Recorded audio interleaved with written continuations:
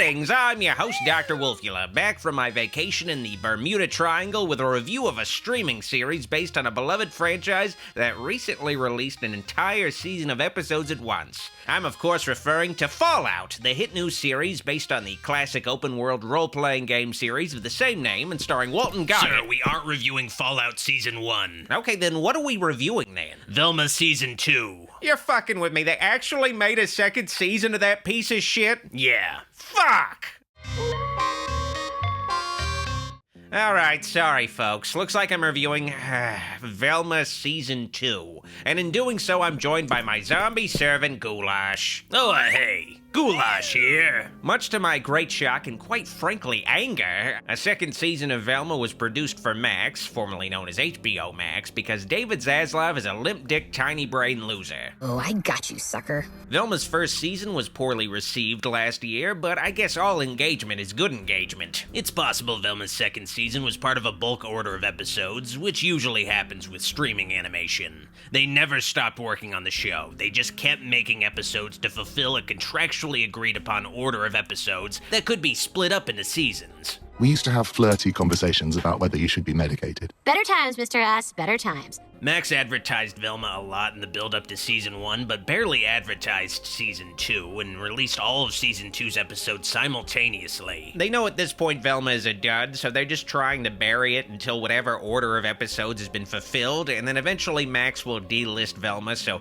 Zaslav can write it off on his taxes. As rich people say when they're asked to pay taxes, I ain't doing it. Scooby-Doo is no longer entertainment for children and is now a Warner Brothers money laundering scheme. It's what Joe Ruby and Ken Spears would have wanted. But just FYI, I still think all rich people are evil. Well, let's talk about Velma Season 2 itself. The season picks up with the aftermath of Season 1's events. Fred's mom was harvesting the brains of popular girls to give her son some kind of advantage, I don't know. And possibly future Shaggy Norville accidentally murders Fred's mom. Velma and Daphne were there and did stuff too, I guess, with Velma reuniting with her long-lost mother Dia, and Fred mourning the death of his own mother by opening a supernatural detective agency. Meanwhile, the Don Knotts-looking sheriff was brutally murdered. Oh no! Look! It's Sheriff Cogburn! The plot of Velma Season 1 is very difficult to make sense of. It tries to have a larger overarching story while having each episode tell its own self-contained stories, but it just ends up becoming a confusing mess of storylines that don't mesh into a cohesive whole. Is someone trying to solve a mystery? No, Velma is a show that doesn't know what it is. It doesn't know if it's a high school sitcom or a supernatural mystery show, but it can't decide, so it tries to be everything and nothing at once. And Season 2 of Velma doubles down on this. Mother, why aren't you making me walk home from my ballet recital? Velma Season 2 has an overarching storyline, but also gives each of its four main characters their own storylines that rarely feel like they cross over. So the main group of characters barely seem to ever interact with each other. They're just off on their own adventures that happen within an episode's story. So you have to keep track of the main season plot, each episode's plot, and four separate character arcs. It's just so fucking unnecessarily complicated for a Scooby-Doo cartoon.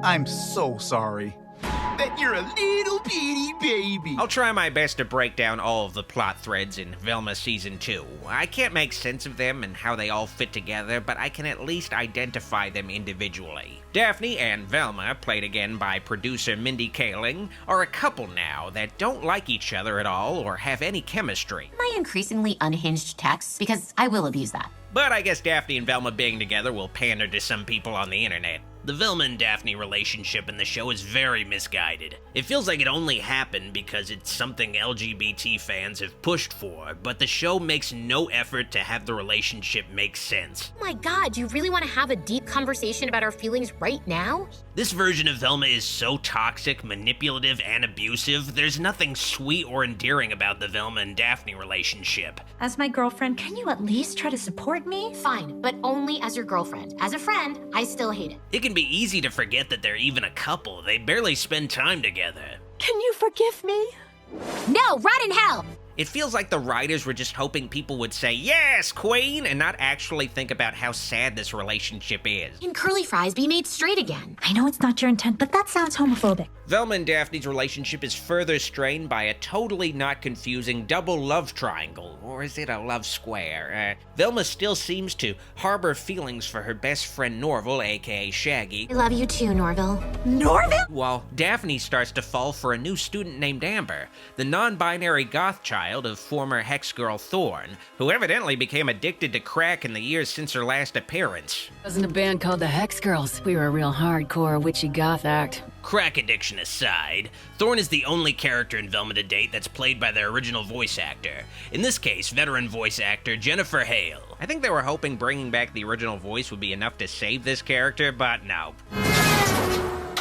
Adding to the show's relationship drama, Velma's mom begins dating Fred's newly widowed father, William, played by OG Fred, Frank Welker. We connected so hard I hurt my back.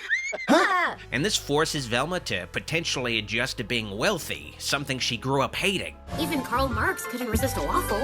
This plot point is a total dead end. It just feels like the writers didn't know what to do with Velma's mom once Velma reunited with her. So they had to fucking come up with something for her to do, so they had her do Fred's dad, I guess. I promised to win you over with a fun weekend at the Jones estate. Fred himself is still reeling from the sudden death of his mother as Velma twerked over her corpse, so Fred decides to become a paranormal investigator, but he also briefly becomes a born-again Catholic. This holy water will protect you from the scaries and the spookies. Fred. It really feels like they don't know what to do with Fred's character at this point once the jokes about him being a privileged white kid become played out. So Fred just becomes the convenient character with nothing better to do who can pop into scenes to say something stupid or out of touch and act as a comic relief sidekick tagging along on other people's adventures. Real faith is knowing something's true even when it's verifiably false. It's kind of a shame because Fred is the only real highlight of this show. Glenn Howerton plays Fred, but you wouldn't even know it. His voice in the show is indistinguishable from his normal voice, delivering a performance that suits his character, a teenaged boy. And that's why amusement parks are important. They're the only place you can be a kid whose only fear is getting decapitated on a ride. The other three main cast members just do their normal voices, and Constance Wu doesn't even fucking try with her performance as Daphne. I'm sorry. I wanted to tell you, but I knew how bad it would be. A lot of actors who don't normally do voice roles see it as a quick and easy paycheck. It's for a cartoon, so they don't take it seriously or try. I didn't want you stepping on all the broken glass and used condoms out here. They don't see it as lending a performance when it's an animated project. They're lending their name to the credits to give a cartoon some credibility to mainstream audiences. So it's refreshing to hear Glenn Howerton actually put effort into his performance. Lines that wouldn't normally be funny manage to be pretty funny when Howerton says them. Mom wasn't a serial killer. She was possessed by the ghost of Norville's grandmother. How is that so hard to understand? Fred should honestly be the main character of this show. Unlike Velma, he's endearingly a bad person. He's a bad person because he just doesn't know any better due to his sheltered existence. Whereas with Velma, she's just a bad person because they thought it would be funny. But it just undercuts Velma's status as an underdog you should root for. Velma is just way too flawed of a character. She treats everyone like shit, she's not actually smart, she's an egomaniac, but there's nothing that ultimately redeems her that can explain her behavior, and she doesn't grow like the other characters. Huh? Oh God! Hand out! No! Velma in her own show is just a much more malicious version of Daria that isn't funny or sassy, just mean-spirited. Some Gen X loser like you holds a boombox over his head, and we all have to moonwalk back to 1982. Another character that gets lost in the shuffle this season is Norville, whose remorse towards murdering Fred's mom manifests itself in the form of the ghost of Fred's mom tormenting Norville throughout the season. Never mistake me, Norville. Never! To try to relieve his son's pain, Norville's dad, played by Gary Cole, and who looks much more like the actual Shaggy, pushes Norville into smoking weed. Smoke all that weed I gave you. It helps. Oh, I so am. But Norville is straight-edged and does everything he can to avoid smoking the devil's lettuce. I think smoking weed makes you a loser. I guess I can appreciate the show going against the tired jokes and stereotypes surrounding Shaggy by not making him a pothead, but at the same time it feels like they go too far by making Norville nothing like Shaggy, just a totally normal dude who feels out of place on this show. Hard to say, as I 100% don't give a shit. Speaking of out of place, they also have Norville start dating one of the girls in the school who's just a brain in a jar, and they start exploring how Norville's grandmother lets people go on vacations from their bodies by becoming brains in jars. You faked your death and abandoned your family to create a day spa for brains? It's all just so random and confusing. All of these smaller, questionable plot lines are just a distraction from the season's main plot line, which admittedly, like most of the show, feels like an afterthought. Yeah, season 2 of Velma has a new serial killer on the loose, but this time, instead of harvesting the brains of teenage girls, this serial killer murders middle-aged men and rips off their dicks. Their dongs were removed. This is almost as bad as girls having their brains removed. Almost. Never thought I'd see a Scooby-Doo cartoon that has genital mutilation in it, but here we are. If you want a Scooby-Doo cartoon with genital mutilation in it, this show's got you covered. You fucking weirdo. I'm hallucinating! Anyway, the murders lead to some wacky but overall inconsequential storylines. The sheriff being dead leads to Daphne's lesbian cop moms running for new sheriff. A plotline that goes on for a while, but they end up losing to the dead sheriff's twin brother, who's only identical in voice. We're identical voice twins, the rarest and closest of all twins! This show's just wasting time. The killer is seemingly an elderly woman who only targets men. And I will keep killing until I get what I want. So the new sheriff exiles all women into an underground town. It's bad enough we're stuck down here with the serial killer, but we're also stuck with the loser moms because Sophie got the good ones. It's all dumb. Velma is mostly padding. The writers are just filling time. They aren't sincerely trying to tell stories with this show. The writing of the show feels like it's completely stream of conscious. They don't know what the story is, where it's going. They're just making it up as they go along, filling time until they reach 10 episodes, and then wrapping things up with a rushed, unearned ending. In heaven? Am I the only one here? Not surprised, but still. Here's where we spoil season 2 of Velma, and I don't think any of you will care, but before I spoil it for you, I want to spoil who's sponsoring this video.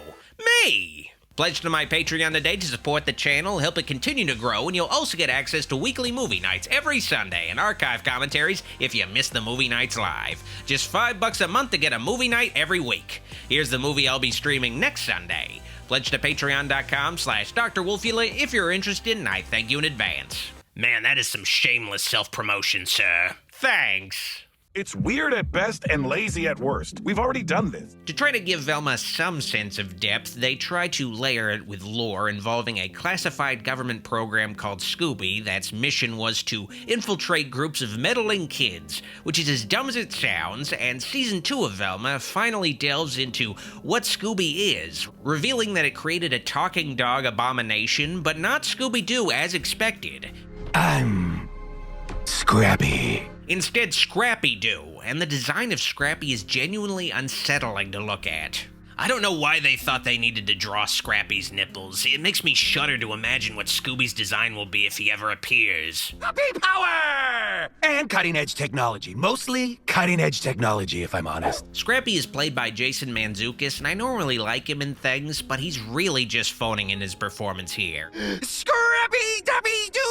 It's just Jason Mantzoukas' normal voice, but a little more menacing. It really doesn't fit Scrappy. I just hear Mantzoukas, and it's really out of place. And I need help catching the person framing me. Ta-ta-ta-ta-ta-ta! They initially make it seem like they're trying to rehabilitate Scrappy's image by making him a sympathetic creature that was cruelly experimented on, created by a mysterious figure known as Uncle Scooby, but very obviously not the actual Scooby-Doo. But the show ultimately does the obvious thing by making Scrappy-Doo a villain again. I'm just gonna fucking spoil it. Scrappy was the serial killer, and he bit off all of his victims' dicks. It takes 9 episodes for this reveal to happen, but it's not much of a mystery at all, or even surprising. Turns out I am the killer! The show tries to tack on an additional twist, but it's just so far-fetched that it feels like the show is just fucking with you.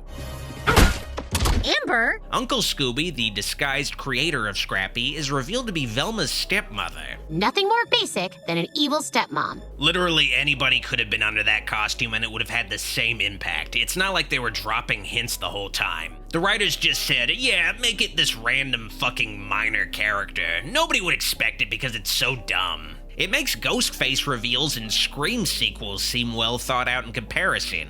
For everyone's safety, including yours, just let me escape with Scrappy. And speaking of ghosts, the season ends with the most absurd cliffhanger imaginable where Velma uncharacteristically sacrifices herself to save her friends, and immediately she returns as a ghost, and they need to figure out how to bring Velma back to life in the next season. But according to this, I might be able to bring you back. Who would want to bring this bitch back to life? Assuming there is another season, but you know, we doubted that there would be a season 2, so a season 3 seems very likely at this point. I'm so scared. Me too, sir. Obviously, Velma season 2 isn't good, but in one way it's actually an improvement over the first season. It feels a bit more like a Scooby-Doo show and more than just name. More ghostly shit, more spooky investigations, a talking dog, but that's it. Season 2 of Velma feels even more lazily written than the first season. The stories don't make any sense, they don't feel like they have any point to them, it doesn't feel like anybody proofread these scripts. Instead of wrapping up previous stories to make way for the new ones, Velma's writers have just let all the story arcs run wild with no endings in sight. The other issue with Velma's writing is consistent with the first season's writing. It just isn't funny. A sexy girl pops out of a giant cake, then... Hold on, cake? A lot of the attempts at jokes feel like inside jokes only the writers would find funny, or very specific obscure references that would only be relatable to a tiny fraction of the population. That guy's a bigger fraud than the tummy tea industry. A lot of the jokes overall just don't make much sense. And blazing a fat one really helps me with that. The show's pacing is just insane. They have to fit so much shit into each episode that it doesn't give any attempts at jokes room to breathe. The jokes are delivered rapid fire. They're barely given enough time to register as a joke before the show moves on to the next failed attempt at comedy. Doves? Tigers? Elton John. It's insane how heavy this cartoon is on dialogue and how fast the dialogue is, but it just feels like a lot of words to say absolutely nothing. This is weird. I don't think I want you to rot in hell. That can't be right. Rot in hell! Velma the show is a lot like the character itself. It thinks it's important, that it's saying things that need to be said, but it just isn't. It's a show that doesn't feel like it was made for anyone, especially not Scooby-Doo fans. I knew it was funny, but not like Vegas magician funny. Velma doesn't feel like a Scooby-Doo show that was made with any affection towards the series. It feels very malicious in nature. It feels like it hates that it's a Scooby-Doo show and does everything it can to show it. Was that an evil laugh? Nope, just getting into the witchy spirit. With that said, you know, I do think Velma's a shitty show. Scrappy is a portmanteau of shitty and crappy. But I also feel like people online are way too obsessive in their hatred of the series. It's poorly written, but it's nothing to lose sleep over. Yeah, if Warner Brothers said this is what Scooby-Doo is going to be like from now on, I could see being upset, but this is a big franchise. They're going to do lots of different things with it over time, and a lot of it's not going to work. But they're going to move on to the next thing eventually. Like the upcoming live-action Scooby-Doo show that the Riverdale creators are making for Netflix. Man, I am not looking forward to that. Yeah, that's probably going to suck. Much like how Velma sucks, but that Netflix show will suck in a totally unique way and hopefully won't suck as much, but it probably will suck. And at least Velma has demonstrated to future adult-oriented attempts at Scooby-Doo what not to do with the series. I give Velma Season 2 Scrappy's 6 nipples out of Glenn Howerton. Scrappy-Doo!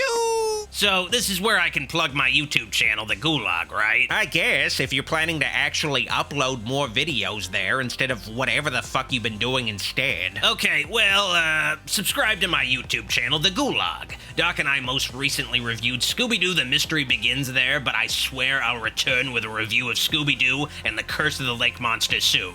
So get subscribed. Yeah, subscribe to The Gulag. I command it, I guess. This video is made possible through the pledges of my Patreon supporters, and I'd like to give a very special thanks to the kind folks pledged to my shoutouts tier. All of the support on Patreon means a lot to me, and it helps my dark influence continue to grow. If you like this video, like it, and if you loved it, click the subscribe and bell buttons for more vids. Be sure to also keep in touch by following me on social media at Facebook, Instagram, and Twitter at Dr. Wolfula. While I still have your attention, consider pledging to my Patreon to support the channel and get bonus content like previews, VIP VIP Discord server access, private movie night streams, and credits in videos. Consider pledging at patreon.com/Dr. Wolfula. Also, check out official Dr. Wolfula t-shirts and other merch on tpublic.com/user/Dr. Wolfula. Thanks for watching. See you all next time. Dr. Wolfula signing out.